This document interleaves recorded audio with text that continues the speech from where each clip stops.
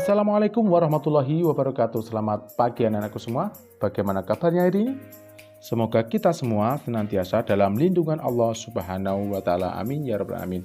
Nah, pada kesempatan kali ini kita akan belajar mata pelajaran PPKN pada tema 2 subtema 3 tentang manfaat persatuan dan kesatuan dalam kehidupan berbangsa dan bernegara, khususnya dalam bingkai negara kesatuan Republik Indonesia. Nah, kenapa ini menjadi penting? Karena kita tahu bahwa di Indonesia ini memiliki berbagai macam suku, agama, ras, golongan, adat istiadat, dan kebudayaan yang berbeda-beda dari Sabang sampai Merauke, atau yang lebih kita kenal dengan istilah heterogenitas atau multikultural. Nah, dari kekayaan yang ada itu, jika kita tidak memiliki perasaan persatuan dan kesatuan, maka secara otomatis akan menimbulkan permasalahan atau konflik. Baiklah, langsung saja. Yang pertama kita akan bahas adalah bahwa ini sebuah fakta bahwa kemerdekaan Indonesia tidak diperoleh begitu saja, melainkan atas perjuangan para pahlawan yang telah berjuang memikirkan bagaimana supaya Indonesia ini merdeka, tentunya dengan persatuan dan kesatuan. Nah, masih ingatkah kalian tentang sejarah Sumpah Pemuda yang diperingati tanggal 28 Oktober?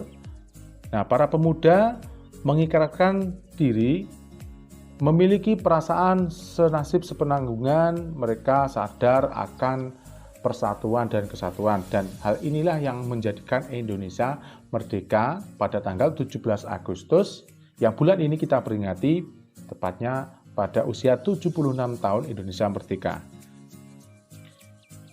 Adapun manfaat dari kita mempelajari persatuan dan kesatuan bagi negara kesatuan Republik Indonesia, yang pertama adalah bangsa Indonesia ini menjadi bangsa yang kuat dan maju. Yang kedua, pembangunan nasional akan berjalan dengan lancar, aman, dan cepat, seperti halnya berbagai macam infrastruktur yang hari ini tengah dikebut oleh pemerintah, pembangunan akan sumber daya manusia. Selanjutnya yang ketiga adalah kesejahteraan masyarakat akan tercapai secara adil dan seimbang. Yang keempat, bangsa Indonesia terhindar dari perselisihan. Yang kelima, persaudaraan antar warga negara terjalin semakin erat. Selanjutnya, anak-anakku semua, pernahkah kalian mendengar ungkapan bersatu kita teguh, bercerai kita runtuh? Nah, ungkapan tersebut menunjukkan pentingnya persatuan dan kesatuan bangsa. Persatuan dan kesatuan bangsa terlihat juga pada peristiwa Sumpah Pemuda yang tadi saya sampaikan, yaitu pada tanggal 28 Oktober tahun 1928. Nah, ungkapan yang tepat bagi persatuan Indonesia adalah kesatuan dalam keragaman. Nah, untuk mencapai persatuan dan kesatuan, kita perlu memiliki sikap peduli, rela berkorban, dan mendahulukan kepentingan bersama, dan serta memiliki perasaan toleransi. Selanjutnya, berikut ini adalah contoh penerapan nilai persatuan dan kesatuan dalam lingkungan sehari-hari.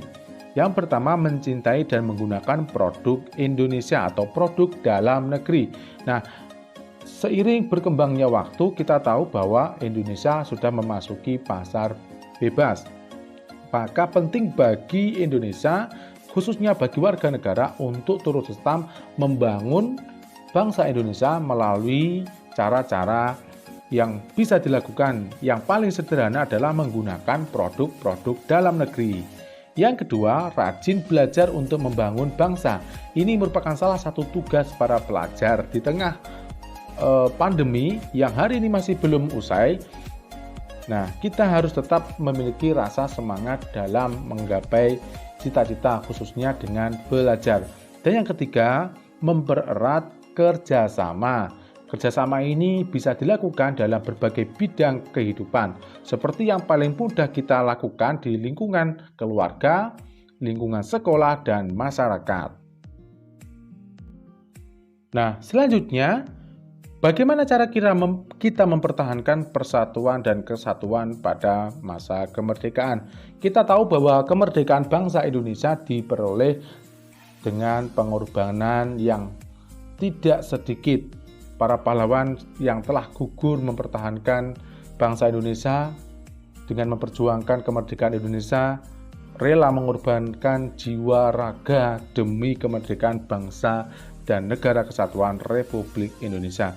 Nah, tugas kita sebagai generasi muda atau sebagai pelajar sudah selayaknya lah kita ikut serta dalam usaha mempertahankan kemerdekaan Indonesia. Nah, berikut cara-cara untuk mempertahankan persatuan dan kesatuan pada masa kemerdekaan. Yang pertama, menjaga keharmonisan antar suku, bangsa, dan agama.